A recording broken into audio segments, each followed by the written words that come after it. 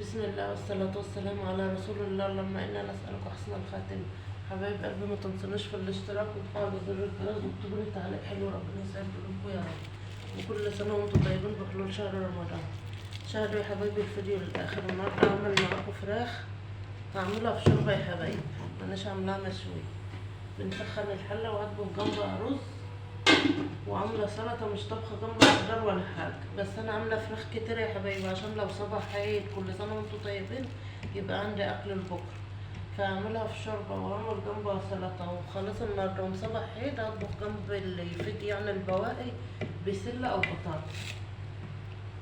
استنى اما الحله تسخن يا حبايبي واحط الفراخ عشان تنزل ميتها، وبصفيها وبعد كده بخرط لها بقى البصله واحط لها البهارات وانتم معايا.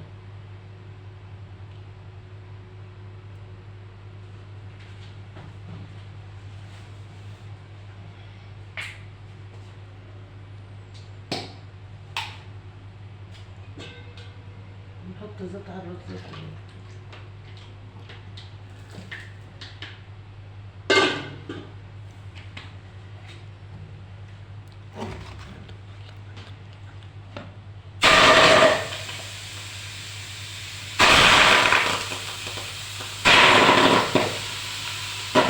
عشان لو فيها ميه ولا حاجه يا حبايبي بتنزل بخففها تبقى شربتها حلوه.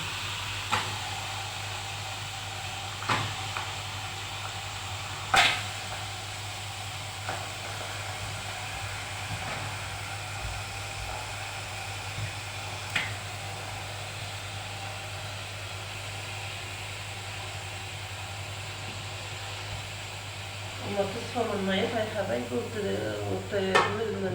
تغير لونها هرجع معاكم تاني.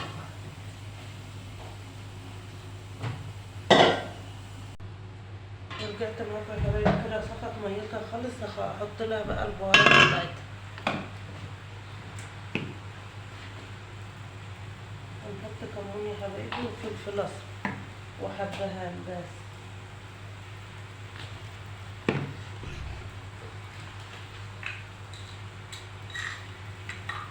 ولازم نفتح الحبهان عشان ريحته تطلع في الشرب، متحطيش مقفول.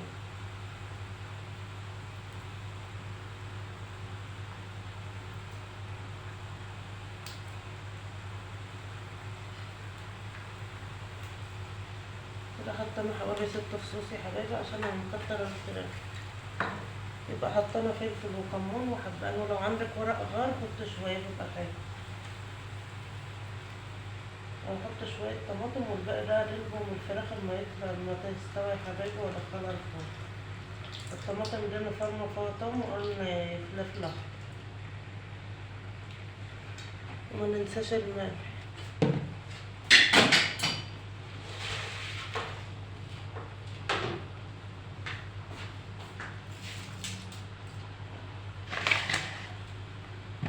نخرط على البصل ده.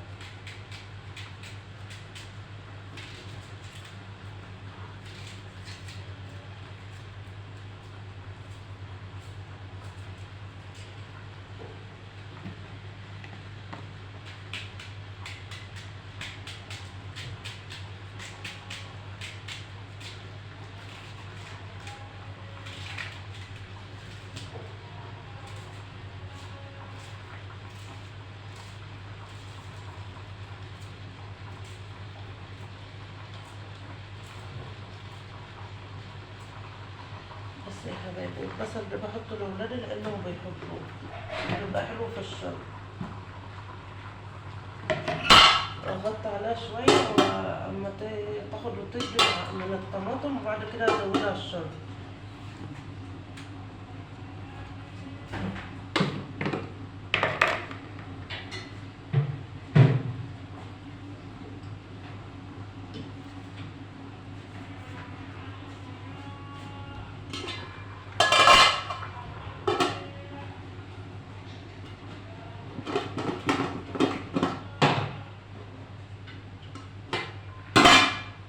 نحط على الميه بقى يا حبايبي.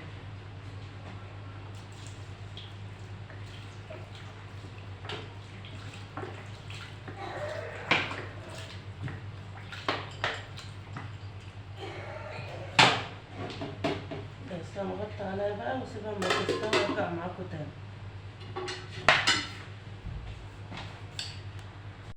ورجعت معاكم يا حبايبي، كده طبخنا الرز اهو، والرز اللي مش كتير يا حبايبي اكل يومين. وده الشوربه بتاع الفراخ، وعملت سلطه وتل فراخ يا حبايبي، حمرت وحطيت عليها الطماطم اللي فاضت، بس التليفون كان فصل شحن. وده عصير اناناس يا حبايبي، ده فطرنا النهارده. ما تنسوش الاشتراك وتفعلوا زر الجرس واكتبوا لي تعليق حلو. والسلام عليكم ورحمه الله وبركاته.